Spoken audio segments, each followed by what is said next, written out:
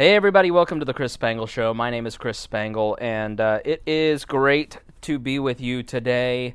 And I don't often give the full intro. I have a full intro written out for this, but as We Are Libertarians has become more structured because I want to reach as broad of an audience as possible by employing certain broadcasting techniques. I kind of just wanted this to be a conversation between you and me, so I sometimes forget to do like the whole intro, and like one episode of last week, I got 40 minutes into it. I was like, oh yeah, you're listening to the Chris Spangle Show. My name is Chris Spangle. So I wouldn't expect a lot of professionalism out of this too soon. So I just enjoy this being a nice conversation between you and me, and basically like a friend. You and a friend are out to dinner. They don't see you because they are staring down at the table, and they are rapidly talking for 20 minutes straight without taking a breath about a single topic, and you don't get to ask a question or interject. So it's basically like having dinner with a libertarian. That's what this is like. So I want to talk today about the worker shortage, and this is something that's starting to kind of pop up in the media, but it's not full mass yet. But part of what's gone on is, so when the idea, all right, let's go to the idea of trickle-down economics, okay? So when you had the tax cuts, and you cut the tax rates for businesses, you hear Democrats and progressives say that this is trickle-down economics, that, all of a sudden it's going to just enrich all the people at the top, and then the money trickles down to the little people, and that couldn't be further from the truth. That just... Anybody who uses the term trickle-down economics unironically, you can bet that they don't understand economics in the slightest. So the way that it actually works is that when you cut the tax rates for corporations, you end up spurring on investment, and the money goes to workers first, because when you have this extra pool of money as a company, you want to grow your company. And so if you want to grow your company and do new things, then you need help. And so the first thing you do when you put plans together is hire. Before you buy the equipment for those people even, you hire people and you line up employment. And so, for instance, here at We Are Libertarians, as people have donated to the Patreon, that has allowed me to do a lot more stuff. And it finally got to a point where last month I was like, I could have a volunteer help out, and then I could then separately give them a donation. So I'm avoiding certain terms. So because it's very small, minuscule amounts of money in the grand scheme of things, but at the end of the day, it's like, I've got a lot going on, and I've got an extra amount of cash. I don't have anything that I could personally buy to make any of this easier. What I need is someone to do some tasks for me. So let me go on Upwork and let me hire out a freelancer. Let me employ a person to do a graphic design for a t-shirt. Let me employ a person to help with Patreon rewards. Let me hire a person to help me with some website stuff. So that's what you do. You start to hire people to help you with stuff when you have an excess amount of cash. And so, for me, I don't have an employee. I wouldn't hire an employee at this point. But as more money comes in, I'm able to hire people who are more skilled in certain areas to do things for me to help me grow my business. Now, on a mass scale, for a major corporation, when those companies don't have to pay that extra income, that extra money in taxes, then they're left with profits, of course. But what do they do with profits often? They put it back into the company. They buy better equipment for their workers, they pay their workers more, or they hire new employees and new workers. Or they plan new big projects that allow them to revise a certain wing of their building, so they hire construction workers. So the less that the government takes out of companies, the more money you and I have, okay? Because the money goes to people first, because ultimately a company is nothing without employees. And so the idea that these fat cats are just going to hoard this income is just not how it works. And it's bad business ethics to hoard massive amounts of profit in the first place. So whenever you hear trickle-down economics, ignore everything else that person says about economics. Because when you have these tax rates, the money comes out of three sources. So if you raise taxes on corporations, you are forcing a company to either raise their prices, which they don't want to do because they don't want to become uncompetitive, or they give less money back to shareholders, which they don't want to do because they want to raise their stock price in an effort to raise capital and look like a good investment. They want people to invest in the company. Or three, they take it out of the labor force. They either don't replace a worker that just left or retired. They don't give pay raises. And so when you're mad about how little a Walmart worker is paid, it's because they pay a lot in taxes. They pay a lot in payroll taxes, for instance, or corporate taxes, or workforce development taxes, or all these other taxes. And so workers would end up being paid more if they didn't have to pay so much in corporate taxes. So when the Congress cut that corporate tax rate in December of last year, companies immediately started giving bonuses of $1,000 to employees in AT&T's case, or planning more projects, or using that money to build their business. And so unemployment has now become 3.6%. It's incredibly low.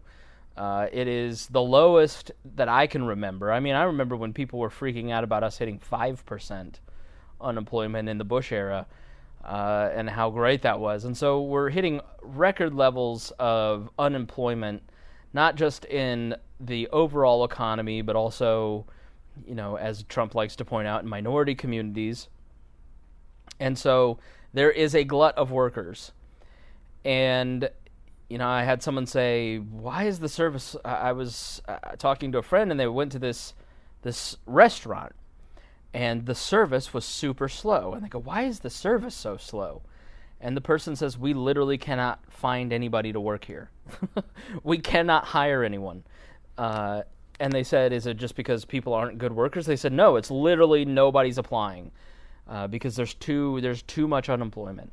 So the other thing that plays into this is the Trump administration's cut down on illegal immigration.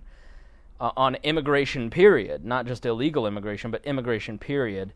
And so this is actually hurting the economy, because if a company can't find the necessary labor force to execute their plans, to give good service, then that leads to a decline in profits, which leads to a decline in employment and a decline in purchases to help build new aspects of the business. So for me, a decline in Patreon revenue would mean I'd have to cut a few of these services, because like these $20 a month subscriptions all add up.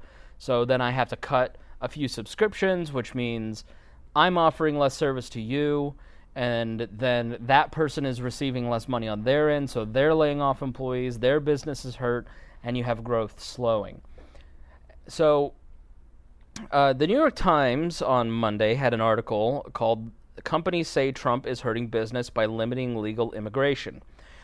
So let me read a little bit of this and make the case that immigrants, period, are good for the labor force and good for our economy.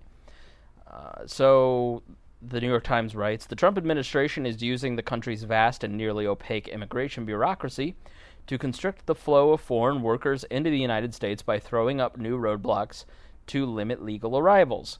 The government is denying more work visas, asking applicants to provide additional information, and delaying approvals more frequently than just a year earlier. Hospitals, hotels, technology companies, and other businesses say they are now struggling to fill jobs with the foreign workers they need. With foreign hires missing, the employees who remain are being forced to pick up the slack. Seasonal industries like hotels and landscaping are having to turn down customers or provide fewer services. Corporate executives worry about the long-term impact of losing talented engineers and programmers to countries like Canada that are laying out the welcome mat for skilled foreigners. In April 2017, President Trump signed a Buy America and Hire American executive order directing government officials to rigorously enforce immigration laws. The order did not get the kind of attention that followed the administration's decision to separate families at the Mexican border this summer. A few months later, the president endorsed legislation that would cut legal immigration by half. The bill was introduced by two Republican senators, my least favorite senator, Tom Cotton of Arkansas, and David Perdue of Georgia, but Republican leaders in Congress have not advanced it. In practice, businesses say the increased red tape... Let me make that point clearer. The president signed an executive order, and then there's some legislation around it that can't get a vote in the Congress, but they're doing it anyways because they signed an executive order. I thought he hated Barack Obama for that reason. In practice, businesses say the increased red tape has made it harder to secure employment-based visas. That has added to the difficulty of finding qualified workers, with the unemployment rate falling to 3.9%. Sorry, I said 3.6. The H-1B program, which was created to bring in foreigners with skills that business leaders argued would strengthen the economy, has long been a target for some politicians. The visa program has been criticized because corporations have exploited it to replace American workers. Still, many economists say that H-1B holders are valuable. Now listen to this. Immigrants file patents at twice the rate of native-born Americans and start about 25% of high-tech companies in the United States. Now, those immigrants filing patents are working for American companies. And so American companies who pay taxes in America, who hire other Americans, who purchase things in America, who fund the salaries of Americans who then go and buy things at local grocery stores, based on the profits off of those patents, we're limiting that workforce. You see why that would be a problem? Ethan Lewis, a Dartmouth economist, said there's absolutely no research that supports the idea that cutting legal immigration is good for the economy. Hospitals, in particular, and those are important, argue that they need foreign doctors who are more willing than native-born Americans to take jobs in less glamorous and lower-paying fields like internal and family medicine.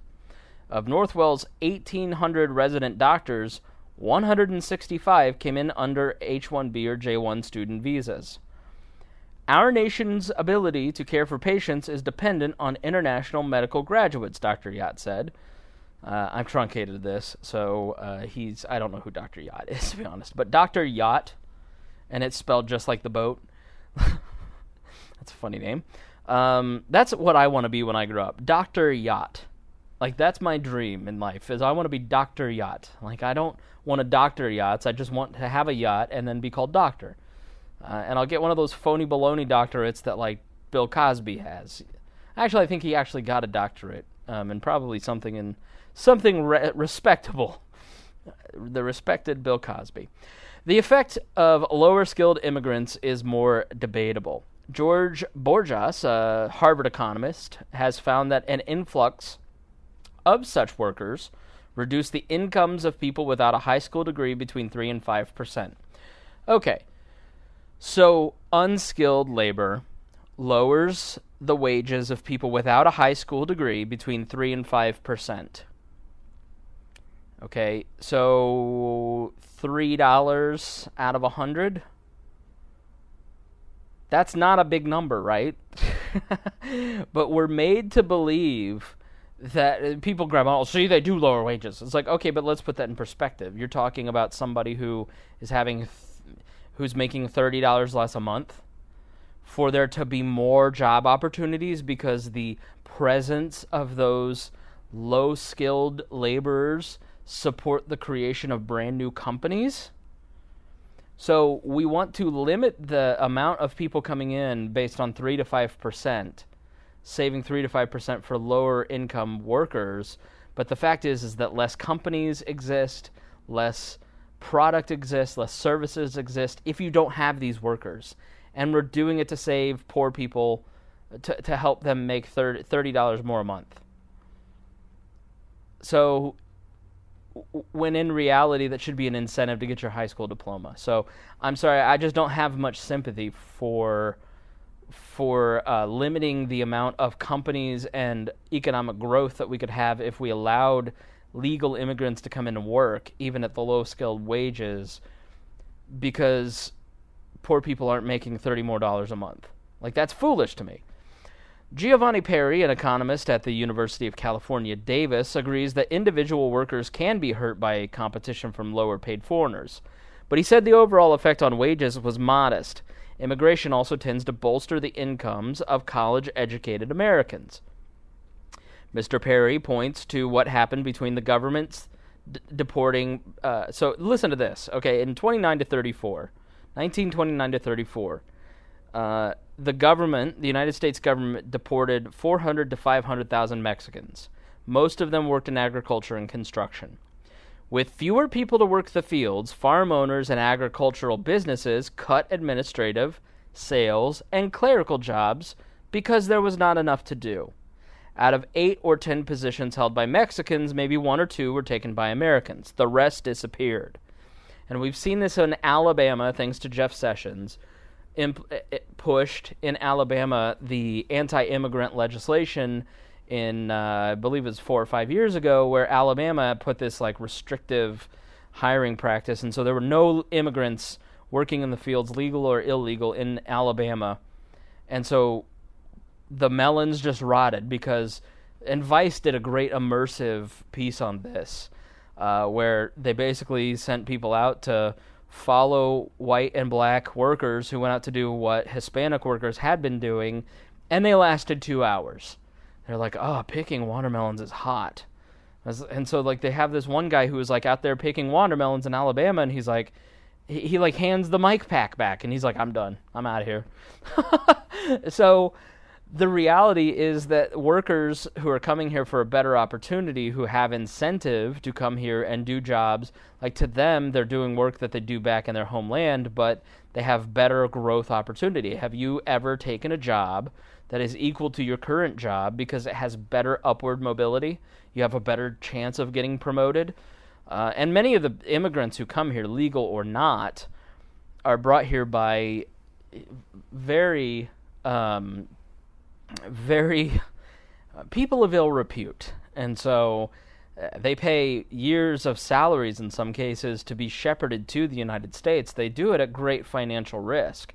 So the conversation, and this just highlights that the conversation around immigrants, by and large, is completely wrong and completely misguided. So I think when you take a look at some of these numbers and you look at the overall economy right now is really good. And there are too many jobs and not enough people stepping up to work at these jobs. And so to keep the economic growth going, you need to let in legal and let in everybody who wants to work. Like, to me, the answer to immigration is that you let anybody who wants to come here for economic opportunity to come here and work. You give them a work visa. You track them. You understand who they are, where they are.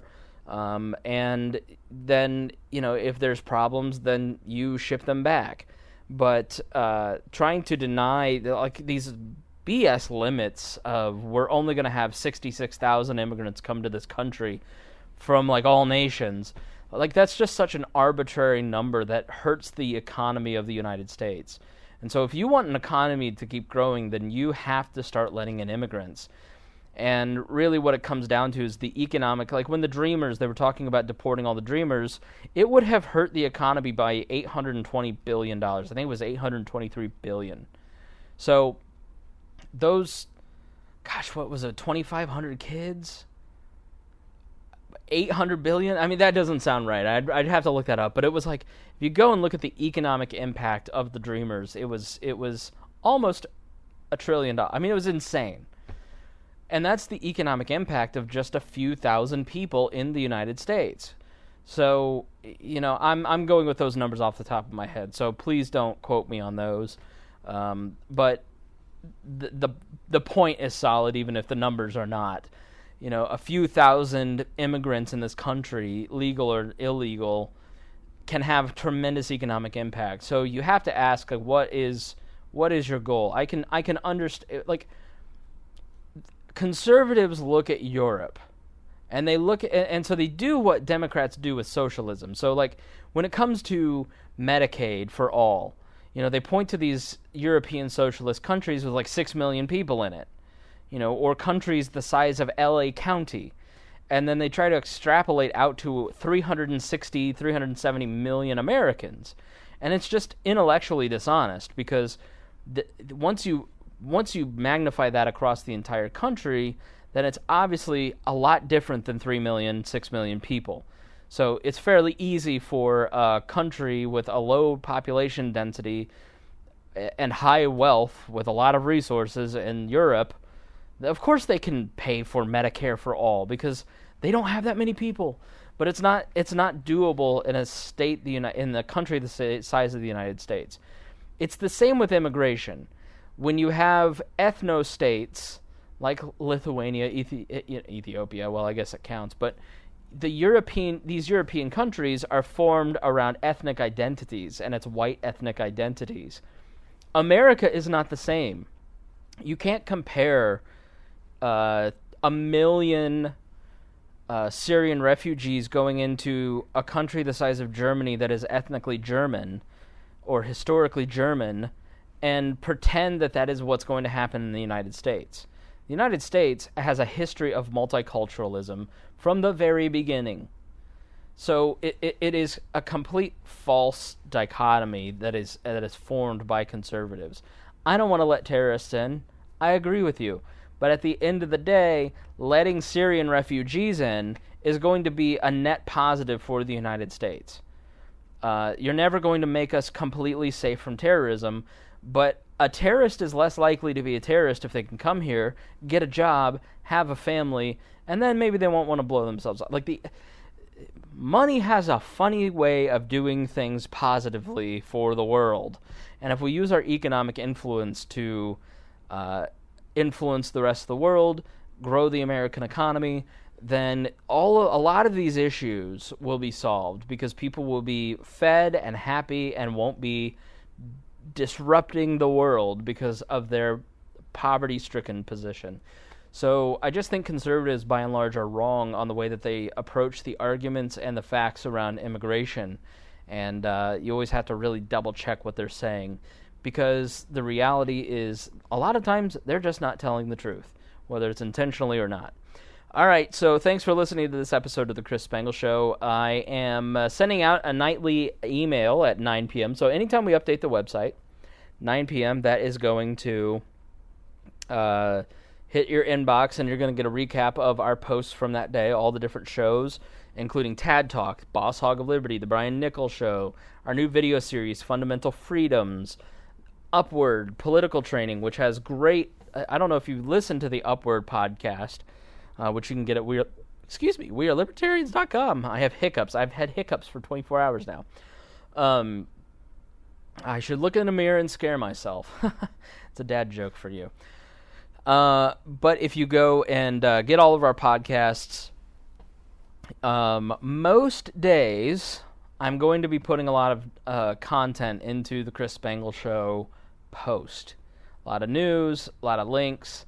Some days I can't get to it, and that's just the way that it is. If enough of you donated on Patreon at a high enough amount that I could do this full time, then I would be more consistent in giving you more information than you'll ever be able to handle, and provide the libertarian movement with more content and resources than they can handle. I think I've shown that over the last 10 years when I'm doing it part-time here. But so I'm not going to always be consistent with a lot of those links in the show notes. I apologize for that. But if you do go and look at the show notes just go check out the website every day, honestly, because we're posting stuff every day. If you forget, get the email newsletter. I think it's really important for content creators to really drive people to their email newsletter. Even if you don't open it, which it's cool if you do, because I'd love you to see the content that we're producing. But in the age of social media clamping down on certain things, email is going to be a way. The email and the website and this podcast and our feeds, those are the ways that we're going to be able to communicate with you no matter what. So make sure you subscribe to the podcast feeds. Make sure that you get the email newsletter. Make sure you bookmark We Are Libertarians.